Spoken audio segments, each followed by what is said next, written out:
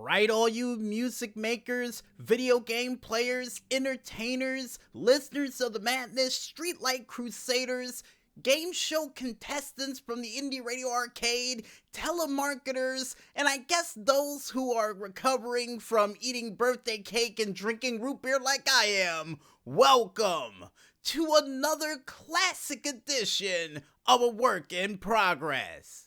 I am your 1 year older and 1 year wiser host for the East Coast, DJ Smokey, and man, oh man, yeah, it's been a wild week, folks. It really has. And I think it's come full circle with the craziness that's been going on, but we're finally starting to normalize under all the craziness that's been going on. And what am I talking about, folks? Well, last week, our sister birthday, which we went to Atlantic City, had a fun time, had a blast, and had some cake. This past week was ours.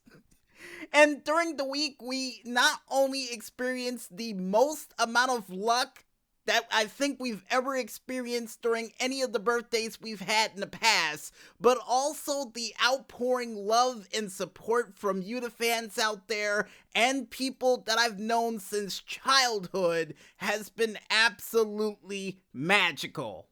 And I promised for a work in progress, and yes, I do realize, Maestro, currently as we speak, the pre-show for the Survivor Series is going on right now.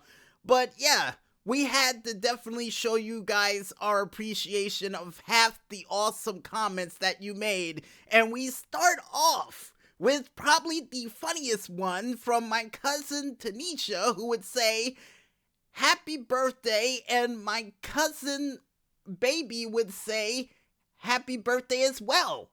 And I would answer back with my rebuttal of, "Now you know that baby can't talk." And she can't. 2 years old as of yesterday, which happy birthday, by the way, but nah, that baby can't talk. If a baby can talk at the age of 2, they should come with one of those beaker sets like Bill Nye the Science Guy or Beakman's World with the Albert Einstein / I don't know what, Doc Brown from Back to the Future haircut. And we might as well add Rick in there as well for hairstyles that looks absolutely insane. But yeah, if you can talk at the age of 2, yeah, definitely need that little super genius haircut to prove that you're smarter than others. And then I would rebuttal by saying, "Oh yeah, well I'm taller." And that was from Speed, folks. And yes, if you're wondering at home, one of the things I did for my birthday this year was definitely watch Speed have some root beer, ice cream, and even a chance to actually go out and have a little bit of fun by going over to Walmart and even going around collecting a newspaper and even having a chance to share it with family members and friends. Now, one thing I wish we could have done during our birthday was what we're doing right now. A show. Definitely wanted to do a show live on an open microphone like we're doing right now and actually read comment after comment from each and every last one of you out there who said all of these awesome comments to me. And one of the ones that really touched my heart the most came from my cousin Stephanie that said, "Happy birthday, and every single time you're around, you definitely make me laugh." And I would say, every time I'm around, if you're not laughing, then my job is not complete. So yeah, I'm definitely shooting for that at all times to make the energy in the room a little bit lighter for anybody around me. And I'm hoping next year, or maybe in another 2 or 3 years down the line, if they do have another one of those baby showers or an event that requires somebody to be on an open microphone on a stage, they call upon my services again. Because doing that 2 years ago for Thanksgiving definitely was something that I will always remember for the rest of my life. And I see people out there doing that whole decade challenge of what did you do in the past 10 years that would make you feel wonderful or make your past self feel great. I would have to say performing on a live stage in front of friends and family members and a select few of, sprinkles of hecklers out there. Definitely something that would be, proud making for me. And I would love to do it again. Only in a pinstripe suit and on a camera with a live studio audience. And for some strange reason, the theme song for Night Court playing as I make my way to the stage. And, a hype man too. I mean, I don't need one, but I hope for one. That's what I'm looking forward to in the future. That's a goal of mine. And from everybody who commented on the pages, from William to Clarence Rouse, Emmanuel Holiday, my old social studies teacher Rob Jordan, JX the Bad Guy Harris, Tanisha Beckford, my friend Jacob Meeks, or Jay Meeks, better known to those out there who knows him as the Clown, still a clown by the way, but a best friend nonetheless, Peter, who has one of the best hair and beard combinations I've ever seen in my life, thank you very much, Ebony, my old guitar teacher, Miss Lear, who, funny enough, I told her I was going to play a happy tune for her, but I forgot about 6 months ago my guitar string snapped, and she told me that maybe you need to go get a new one, and that'll be your key to success. And I would rebuttal back by saying, yes, that would be my key to success, but to get it, I will bring me to a right tune that will go from flat to sharp. And it took me all afternoon to come up with a musical witty joke to actually rebuttal back to her, but still, thank you very much, and I'm hoping everything's okay with you and Mr. Lear, who was an English teacher of mine, who definitely got me even more exciting in life about reading. So thank the both of you. And one very important comment that we got on our page that we almost forgot to mention, folks, and it really did touch my heart too, comes from the man who used to run WJSB, a close personal friend and technically a boss of mine. None other than Norman Wallerstein would say hi and would say my name, 31 years old. How could that be? Seems like yesterday when Music Village was just getting started, wishing you a very happy birthday. And I would say to him, thank you for the platform and the stage to actually bring Music Village to life. And without that, I wouldn't be doing this. I mean, I'll probably be doing it in another capacity, some way, shape, or form, but without that stage, I wouldn't have all of the cool, happy memories that I would remember from Music Village back when it was in high school, and would also inform them that Music Village is almost near 300 episodes. I think as of this Friday, we're just gonna be, 21 episodes away from the big perfect score or perfect game in bowling stats. And one thing I really wish we could have done for Music Village when we originally had it back in high school was definitely have a mention of all of the video games we played as a kid. That and a chance to mention every single one of you independent artists from around the world, but we didn't have the power or the technology at that time. That, and plus we didn't know of any websites that had independent artists, and not to mention didn't have a proper setup for those video games. And I'm really hoping that Mr. Lear is still doing the marching band stuff, and as a request, if he is still doing it, can he do the song from The Depot from GoldenEye 007, because that is definitely a marching band song. And speaking of old school games, folks, one thing I wanted to get off my chest was the fact that while doing this show, we were watching Super Hobbit, which we forgot to tell him happy 1 year and congratulations on the extra life goal, but The thing that he was playing was Road Rash, going up and down the roads, running over people, trying to kick cops off of bikes, and flying through the air like a madman, and crashing on the side of the road, which reminded me of the time when I played the game, ping-ponged off the side of a building, and used a NPC old lady as a ramp to shoot my way to first place. And got a pretty good laugh out of him for it. Really appreciate that. Really do. But one of the biggest highlights for my birthday, besides all of my friends and family members out there making me feel like an absolute movie star, which I appreciate, comes from the toll man himself, Killer Kross.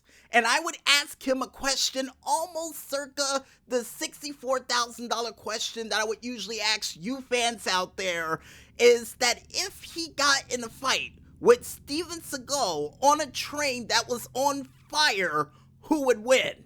And Killer Kross, all the way from Puerto Rico, who's currently was out there wrestling on my birthday, would respond back by saying, and I quote, Steven Seagal, because it's in his contract that he never loses. And I would go, boo! And not to mention, I could have sworn Steven Seagal lost his match in Celebrity Deathmatch. And not to mention, he lost against Machete in the movie Machete. So, what? Yeah, right. Like, Steven Seagal would be contractually obligated to win. And a couple of the responses back, including one from me, which I would say, contract or not, there better be at least one Doomsday Saito suplex waiting for him during the fight on the roof of the train. And it better be. I better see him do one Doomsday Saito so hard on the top of the roof of the train, it would be like one of those aluminum foil things you would have for Thanksgiving when you put a turkey in it that's too heavy and it leaves a dent and a rip. That has to happen during that movie. And the tweets afterwards were comic gold, and I thank each and every one of you for it, including Devious Journey, who would say also that he gets a sex scene with a younger, attractive woman. Keep Scarlett far away from this one. And another person would mention that goes by the name of I'm That Hoop, with the response of, what about Executive Decision? And that was another Steven Seagal movie where he did lose, but apparently nobody remembers that one. Another person would say, who goes by the name of Zeus King _Dark, sacrifice so Snake Plissken and the Pest could save the day. I don't know how that would work, but yeah. And somebody else, and I'm That Hoop, and back and forth would say, still a loss, no, his team won. So he lost so his team could have a chance at winning. He died at the beginning, not at the end. Sorry, it doesn't count. And I guess they're trying to count Executive Decision, that movie that featured them all. But what? Really? I didn't know Snake Plissken and the Pest was in the same movie with Steven Seagal. I need to watch that one. Definitely need to watch that movie in the near future again. And by the way, this actually links up with the Indie Radio Arcade. Before we go into any further of the Twitter comments, it links up with the Indie Radio Arcade with the fact that we will be reviewing either Who Framed Roger Rabbit or Under Siege 2 Dark Territory, which we got the idea from fighting on the top of a burning train. But back to the comments, because this is gold. And somebody else would say, probably true, you would have to fight him on the close-ups, stunt double on the rest, unfair. And this comes from Dead Wrestling Society, or Wrestling is Dead Society, which, thank you very much for that absolute comedic gold, by the way.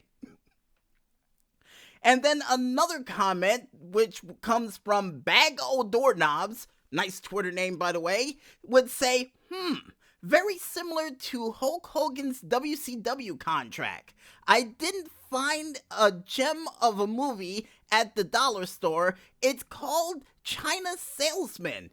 he does get his ass kicked by Mike Tyson. I was kind of stoked though when he was bleeding or beefing with Randy Couture, who could absolutely maul Steven in a fight. Now, I know I read it a little bit wrong because of the small font, but either way, Mike Tyson against Steven Seagal? Interesting. You know, next year, I think the next person I want, Killer Cross to fight for one of my silly questions would probably have to be... Dang, I was gonna say Jean-Claude Van Damme, but I might go the route of Jackie Chan. Because you know it'd be interesting. It would be absolutely interesting to see them two duke it out. And according to the Maestro, while we read these comments, Kyle O'Reilly right now is currently doing the guitar belt scene that he usually does in NXT at the Survivor Series, which is always awesome. And another person would say, Daoud Madib, and hopefully we said your name right, hit the nail on the head. Seriously, I think I've seen more movies where stunt doubles were used just to take a hit. Unless you're Gene LaBelle. Creative control, brother. Oh, man. But hey, back to the whole thing we said about a celebrity death match. If David Spade can kill Steven Seagal, Killer Cross can go through him like a hot knife through butter. I'm just saying. And in the Phantasy Star Online Blue Burst news, to try to get things back on track from how crazy this whole birthday-orama thing has been going, folks, apparently, according to sources, by the end of this month, we'll bring the end, unfortunately, to the Halloween event that is still going on strong as we speak. And I, for one, have already gotten several items from that event, but I think starting this week, the one couple of items that I am going to try to go for is going to have to be, probably it's going to be the pumpkins that they have for this, since I already have a Garrisol and all the other weapons that are included for this pack, but I definitely want to go for those pumpkins so I can get those mag kits and actually change a couple of my mags over, or just give them away as gifts to you, the fans out there. So for anybody who starts off in Phantasy Star Online Blue Burst, I can give them a little gift saying, hey, welcome, and here you go, out of the kindness of my heart. And besides all of that, and since we don't have no major news stories, folks, a couple of other plans we did have planned for this show, which was something I was going to probably push this show off to Wednesday for, but I said, hey, we're still in the festive mood, let's do it tonight, actually involved something that I'm gonna add for next month's edition of A Work in Progress called Planet of the Games, which is actually some games from freegameplanet.com, which involves a whole bunch of cool games that you could play during your free time for absolutely free. And one of the games that we saw on here, folks, was actually a game that reminded me a lot of Resident Evil with a little hint of, Alan Wake? Yeah, and apparently according to the Maestro, he's looking it up right now, but while he tries to look it up, this game was absolutely awesome. You could play it for absolutely free, and while we're at it, folks, we might as well go into the Planet of the Games right now. Because Maestro said he has a game called One for All, a stylish multiplayer musketeer action game, which definitely reminds me of the Three Musketeers with a little hint of, I would have said Star Wars Battlefront, but it's in an open field environment. Mad Drog, that Anybody who remembers that game where you play with the rapiers to actually try to take the people out only to go to the other side to ride a giant worm? I know I say the name of the game wrong all the time, but yeah, that's the game that this reminds me of. And yeah, here's hoping in the near future that they have a couple of NPCs to try to stop you as you make your way to the other side of the goal. Yeah, neither that or a chance for you to design your own stage for that very game. And another game that we have up for the Planet of the Games, and thank you, Maestro, he actually got it up on screen, the game known as Dead County. And this game is a game that reminds me of Resident Evil, and not only that, but Alan Wake with a little hint of Silent Hill in there as well. And the only thing I hope for in the near future for this game, besides a pistol, a shotgun. Because if anybody watched Night of the Living Dead, shotguns are standard when it comes to, movies or games that involves, zombies. That's what I've known all my life. Shotguns plus zombies equals bad news for zombies. So yeah, here's hoping for a shotgun or a way out or even a chance for you to play alongside with a friend to see who can escape the town the fastest. Snake Plissken style. And I always thought his name was Snake Plissken, but Plissken? It sort of makes sense. Really does. And as emergency vehicles pass by through the city streets, folks, we now go into the final leg of this show, which is the lifestyles of the digitally rich and famous. And we were able to look up several different beautiful houses from you, the independent fans out there, of house creating variety. And the first house we have up comes from Sarah Holden-Ear Reed, and hopefully we said that name right, with her house, Lakeview Cabin. And this house, for those who wants to live in a house that's actually on the top of a lake, is a 3-story, 4-bedroom, and 2-bathroom house that is not fully furnished with fish that spawns in this very lake. And for those who are lucky enough who can be able to catch the death fish in this lake, will save you a lot of trouble leaving your very home to go fishing for certain missions. And not to mention, will save you a ton of money on food when you're capturing fish. And can double over as a side job you can do to actually sell those fish to the market. So this house makes you money. But unfortunately, you're gonna have to actually get rid of a little bit of the lake to actually add a car of sorts. And Maestro told me point to page 11 and I forgot completely, right by the mailbox, he has a driveway where you can park your car. So you're covered. Just like Allstate Insurance, you're covered. And the next house that we have up, that is another one of those beautiful lakeside houses, comes from the creator Chica Arsa 2000 with their house Naamwazer,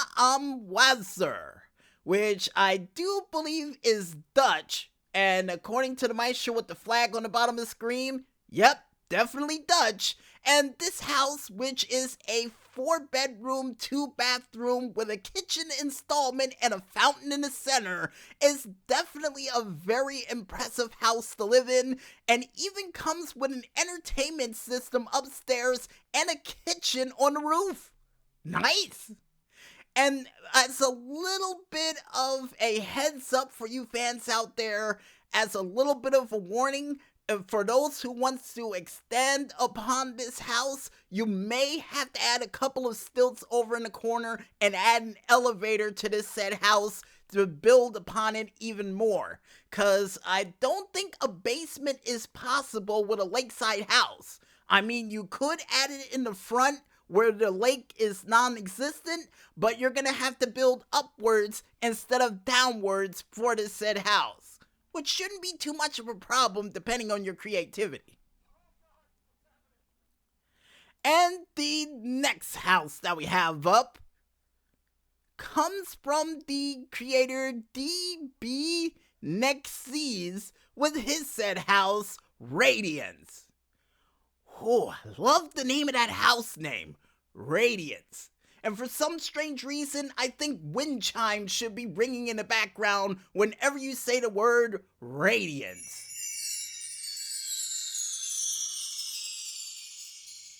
Thank you, Maestro, for the wind chimes.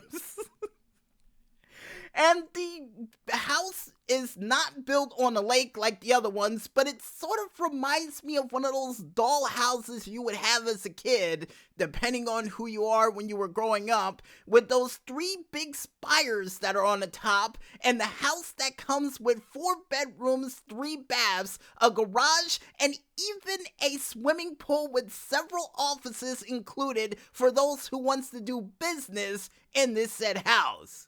And as a little bit of a warning for you creative fans out there, you may have to add a couple of items in if you don't have all of the items from the exchange page, which shouldn't be that much of a problem. And the fact that a couple of the exchange items are from, I do believe are windows and door parts, you're gonna probably have to replace them once you get things out. But with that little warning out of the way, folks, the next house that we have up comes from the creator Imagine 90, which for some strange reason reminds me of John Lennon, with their said house, the Beckham House. And this said house, which is a 2-bedroom,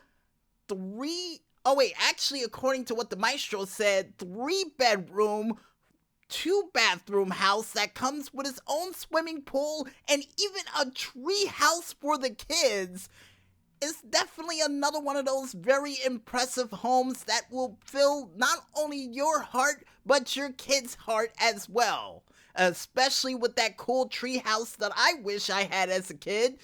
But seeing the fact that I live in New Jersey with all those high winds, I got a feeling that treehouse wouldn't have made it as far as Hurricane Floyd. And it would have seriously been a problem. Yeah, it would have been a serious cleanup too for my parents. So, yeah, kibosh the whole treehouse idea.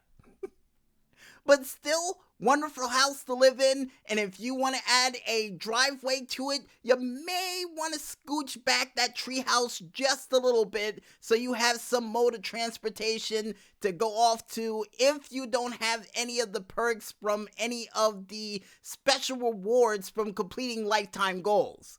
Just a heads up. And the last but not least house that we have up for this week comes from the creator Goblin Dolly, nice name by the way, with their said house entitled Orange and Red Victorian. And this said house, which is another one of those gargantuan houses built on a 27 by 28 land, features a lot of very beautiful trees, which makes me believe this house was built in either Rhode Island or Boston, or even in a small section that is heavily wooded New Jersey, which comes with not only 3 bedrooms and 2 baths, also looks extremely cool from a distance, with the red and white finish, and the fact that you can add a basement to this said house is very impressive. Now, for those who have the ambition pack and want to add a makeshift driveway to it, you may have to get rid of at least 2 trees to actually accommodate that said driveway. But it does leave plenty of room for improvement, even though it's a 27 by 28 house. Which is kind of strange. Usually houses that small or of that width size wouldn't have that much build room on them. Well, from my experience, my sister was actually able to create this giant oversized Jenga house almost similar to the one that we mentioned to you a couple of weeks back for a work in progress that, definitely made me wonder how in the world she was able to pull off. Not even what, but how was she able to pull it off? And the house for the week that we have up for this week, if we had to pick one, folks, would have to go to none other than the Lakeview Cabin House. And we will pick a bonus one for this week since we're feeling a little generous. And not only that, because of all these cool houses you fans created out there, would also have to go to, and it's a bit of a toss-up between Nam M. Weiser and, of course, Orange and Red Victorian, because of the fact that it reminds me of a house that you would probably see in the New England Patriots area of the United States. And for those out there who wants to check out any of these other beautiful homes besides the ones we mentioned to you for this week, you can head on over to the Sims 3 exchange page, only known as thesims3.com, and just click on over to that exchange page and check out a whole bunch of lavish and beautiful houses that'll make you have some 8-bit caviar wishes and digital champagne dreams. And I actually got it right for this week, Maestro, so I'm gonna give myself a standing bow. And before there's any more dead air on the mic, one order of business we have left for this week, folks, is explain to you guys what this last week of this month of instant classicness will detail. Because not only on Monday, we will be reviewing the Survivor Series. On Tuesday, we will also be doing another instant classic show of cartoon variety. And for Friday's episode of Music Village, we will be reviewing a classic game from way back when that we loved so much that is almost to the equivalent of Dig Dug. That's how much we love it. And then on Saturday, like we said before, we will have the Indie Radio Arcade, where we will be talking about some instant classic games along with a movie review to go along with it. And the instant classic game we have up on the plate, still a mystery because we're still trying to figure out which one we're gonna pick. But trust me, folks, it will be a good one to wrap up the final triple month shows that we're gonna have for this decade.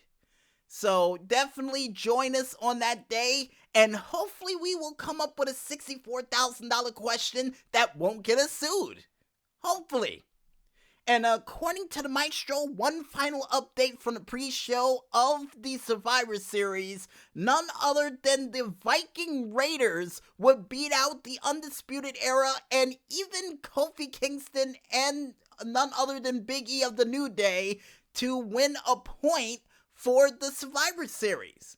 But like we said before, and especially with Corey Graves, with them getting all these points for brand supremacy, it doesn't mean anything. I hate to be that guy, to be the guy to actually, deflate the room for this pay-per-view, but with no stakes on the line and all this sizzle going on in the ring, what's the point?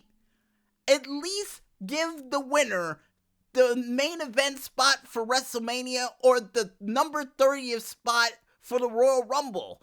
I think when we were doing season mode, me and my sister said that the winner of this whole Survivor Series thing between our groups would have gotten the main event for WrestleMania and will also be able to pick the match stipulation for the opposing show's side. To give them a bit of a disadvantage to actually take away from their ratings. I need to do that once again with my sister if I ever get the chance, but I don't think there's been any real good wrestling games that has an online universe mode that I can actually do that with my sister with in the future. But I'll find a way. I always find a way. Trust me, folks. And yeah, it's just about that time with the Maestro ringing that dinner bell for us to bring a work in progress for this special post-birthday pre-Survivor Series edition to an emphatic close. But before we bring it to a close, folks, one thing I want to say, the whole Takeover War Games pay-per-view with the fact that Tommaso Ciampa took Adam Cole Bebe off the top of the freaking War Games cage with an air raid crash through 2 tables? Absolutely insane. And besides that little spoiler for that, folks, if you guys missed anything from this random pre-birthday, or post-birthday in this case, sorry, the root beer's starting to get to me. If you missed anything for this post-birthday edition of the show, you can catch it again one more time, all the time, on our SoundCloud, Facebook, and even Tumblr pages, all named the same, only known as Music Village Radio, under the hashtag A Work in Progress 22. 22? Oh man, Goldberg, you idiot!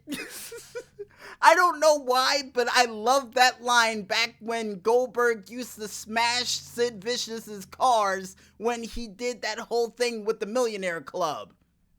Fun moment I recommend you go back to watch if you're able to find it on YouTube or the WWE Network.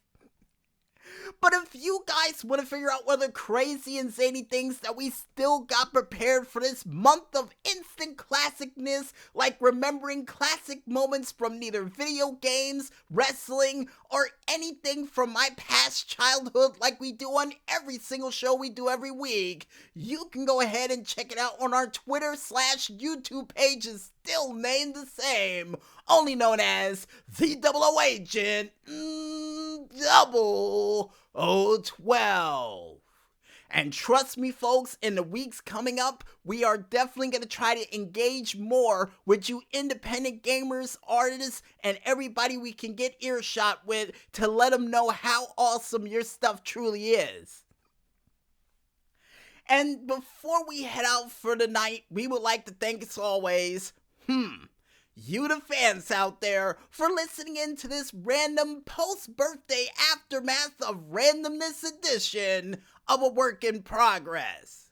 And we would also like to thank, alongside with them, you the independent artists out there, for delivering that musical goodness like you always do. And keep up the great work, guys, because I got a feeling in the near future we will have more of your music featured during this said show.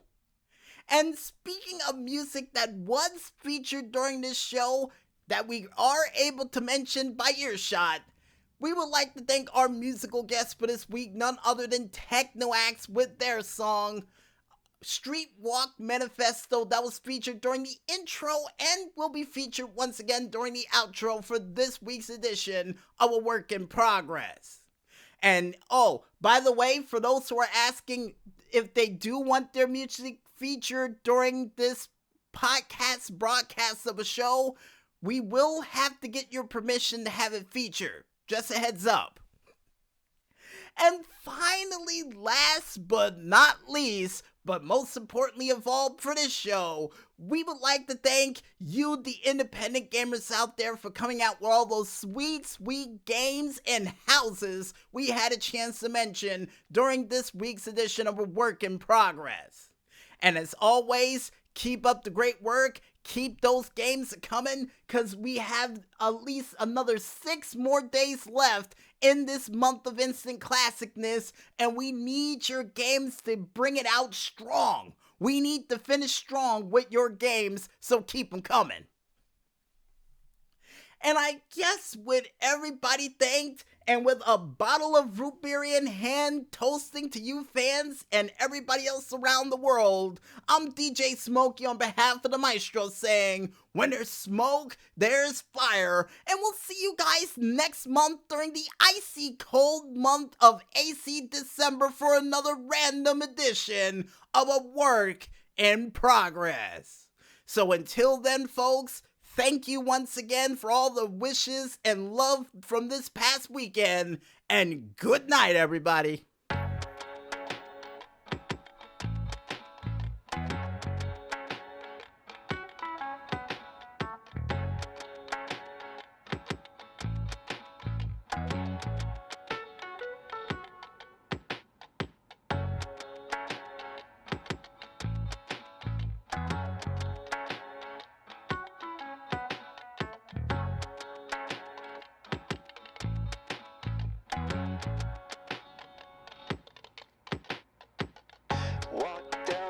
street, saying hello to the people I meet, and I'm killing my love underneath the sun, triggering down like the smoking gun. Yeah, I ain't got no plans, just a rusty voice and an empty gas can. My car's broken down a mile behind, and I've got my life set on rewind, baby. I ain't got no plans, just a rusty voice and an empty gas can. My car's broken down a mile behind, and I've got my life set on rewind, baby.